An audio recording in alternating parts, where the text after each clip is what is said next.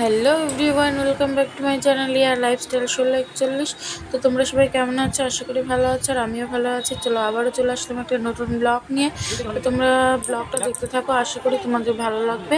তো আজকে ব্লগটা শুরু করেছিলাম আমরা মেলায় এসে। আসলে আমরা লোকনাথ পুজোর মেলায় এসেছিলাম, আর মেলা মানেই তো প্রচুর খেলনা, প্রচুর জিনিস। তো বাচ্চা ছেলে নিয়ে আসলে তো বুঝতেই পারছো, আর আমার বাবু তো খেলনা মানে পাগল। তো একটা খেলনা নেওয়ার জন্য মানে অনেক খেলনা দেখে নেওয়ার জন্য কাজ ছিল। তো ফাইনালি আমরা একটা খেলনা নিয়ে নিয়েছি। তো সেটাই দেখছিলাম ঠিকঠাক করে ঠিকঠাক আছে নাকি, তো সেটা দেখে নিলাম। তো চলো এবার আমরা খেলনা নেওয়া কমপ্লিট করে ঠাকুরটা দেখে আসি।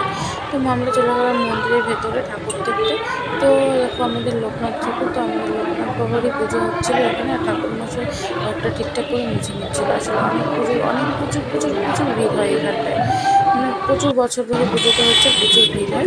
তো চলো তোমাদের মেলাটা ঘুরে দেখা। আর মেলাটা ঘুরে দেখাতে গিয়ে প্রচুর বৃষ্টি চলে এসেছিলো, সেই জন্য আমরা আবার ফের মন্দিরের ভেতরে চলে আসলাম। আর এটা হচ্ছে প্রসাদের লাইন, সবাই দাঁড়িয়ে মানে লাইনে দাঁড়িয়ে প্রসাদ নিচ্ছে আর কি।